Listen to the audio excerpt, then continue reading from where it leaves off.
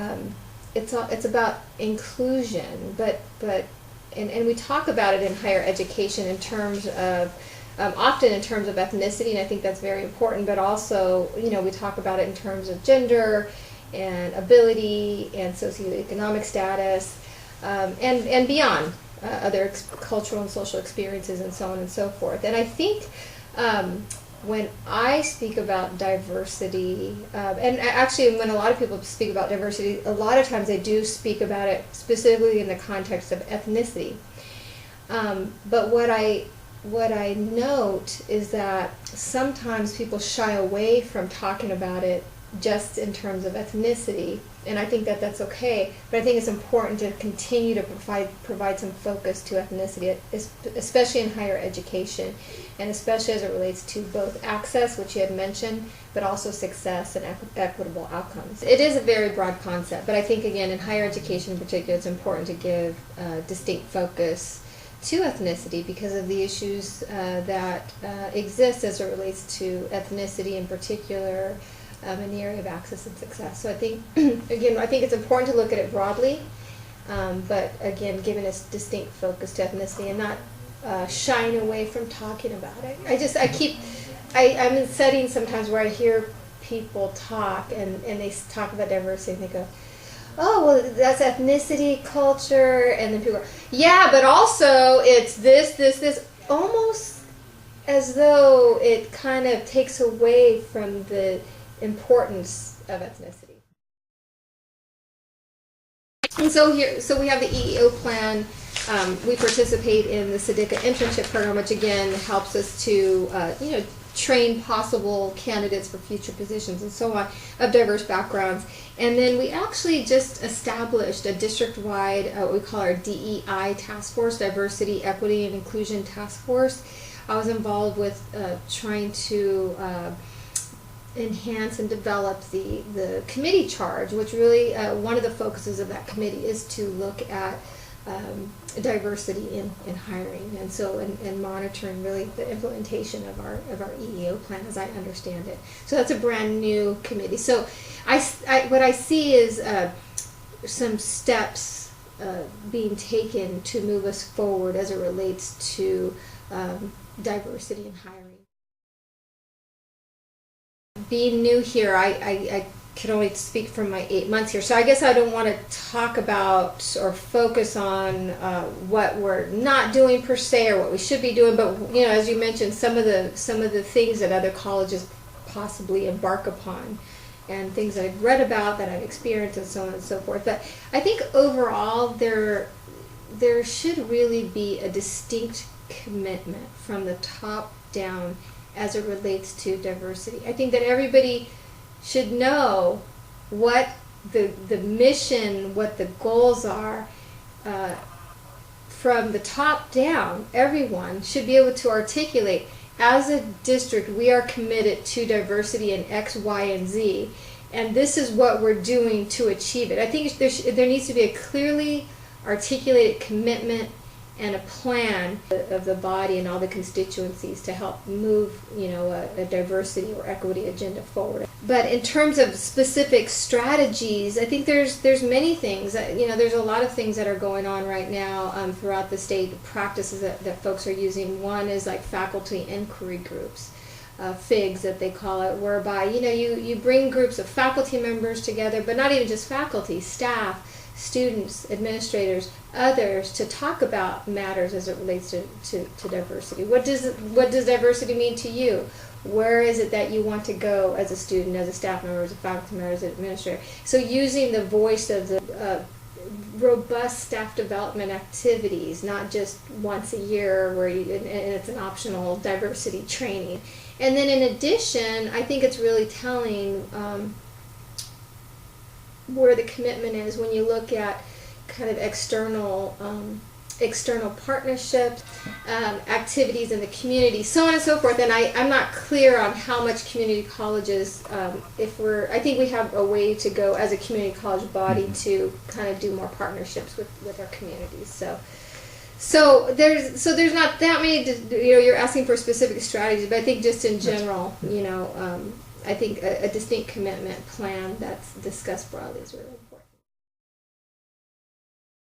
One of the things that we're doing is we're exploring the use of a new benchmarking tool. And in essence, what that tool would allow us to do at the course level is to monitor student progress as it relates to various demographics, specifically to ethnicity, for a particular course. And then you could bring that up to a program or a discipline. And so, but it lets you drill into a particular course and allows faculty members to monitor progress. And so it's a new benchmarking tool. It's being piloted, and we've had 2 different trainings as it relates to that tool. So that's one of the things. And again, because we're taking strides in the right direction. Some of the other things that I know, we continue to support efforts through a lot of our categorical programs. We know about our EOPS program, DSPNS program. We have a wonderful foster youth program here. So we have a lot of our categorical programs or learning communities that support students of varied backgrounds. And again, that relates to ethnicity, but also socioeconomic status, ability, disability, and so on. One of the other efforts that we are embarking upon this upcoming year is a first-year experience program. Having this topic of student access and equity embedded in everything that we do. Just like the hiring process that we talked about, I believe that every single employee should be able to cite what our college demographics are. We should be able to look it up.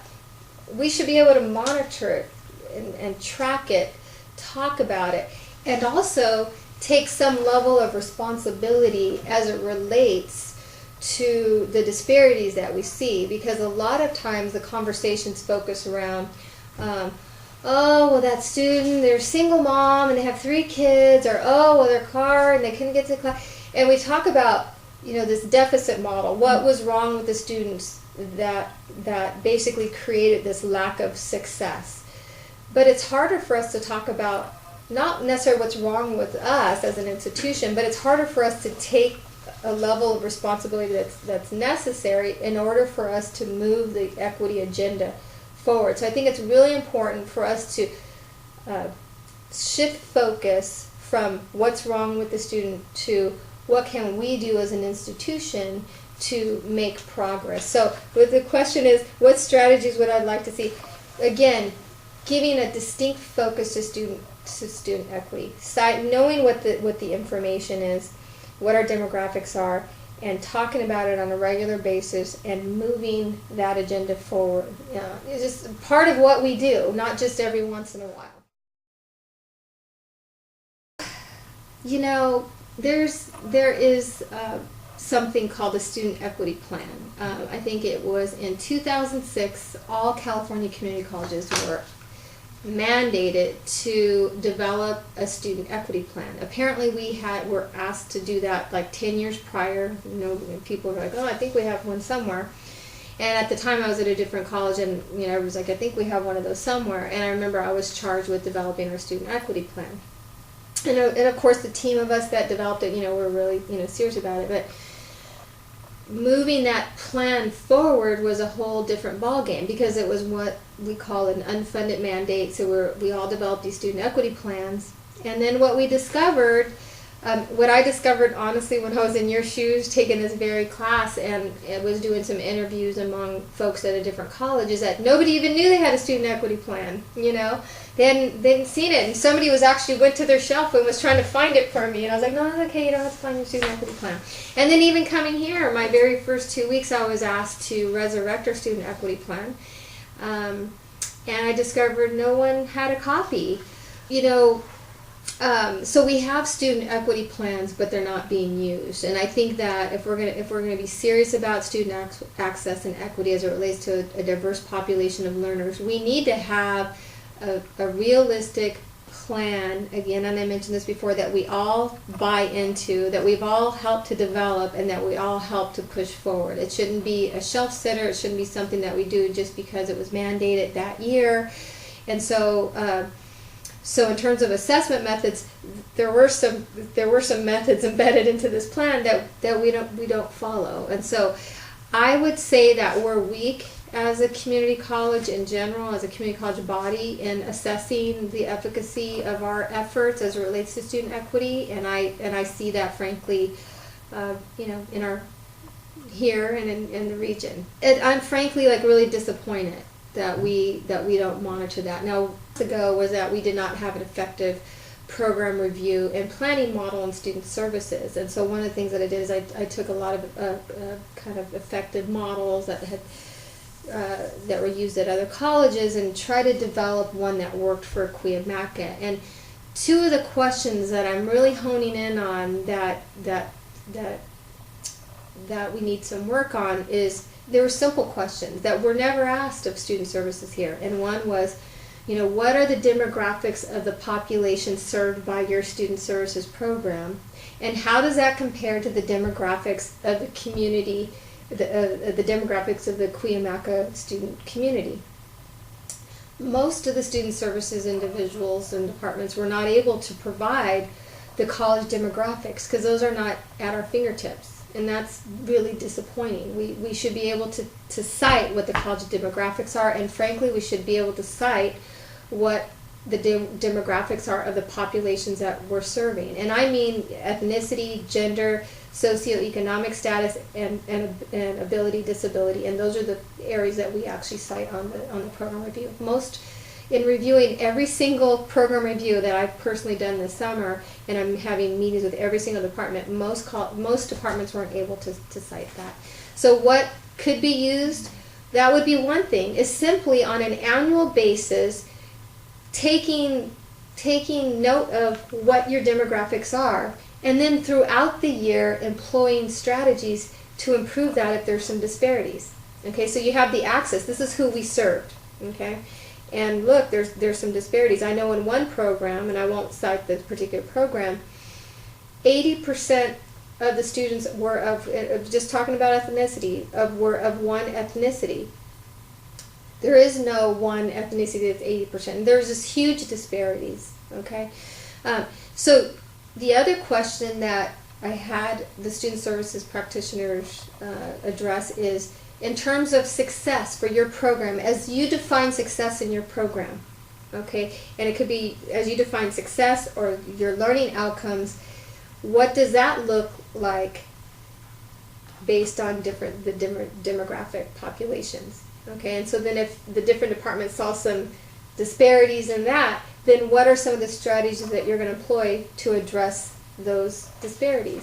Okay, so simply asking the question, that hadn't been done, and so when you say what could be used to monitor the strategies, that's one of the things, embedding those in our internal processes, our program review and planning processes, that I think are very important. And I think that should happen at the department or program level. It should happen at the unit level, so at the student services level, instructional level, administrative services level. There should be distinct goals and strategies that brew up from within, and that we set these strategies and that we all agree upon, and then move those forward. And then as an institution, then you come together and go, how have we done as an institution?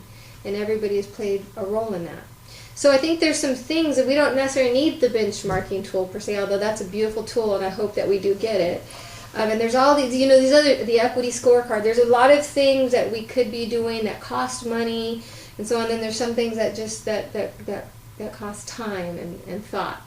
And so so that's what I think. I think embedding it into some of our processes, I think, would be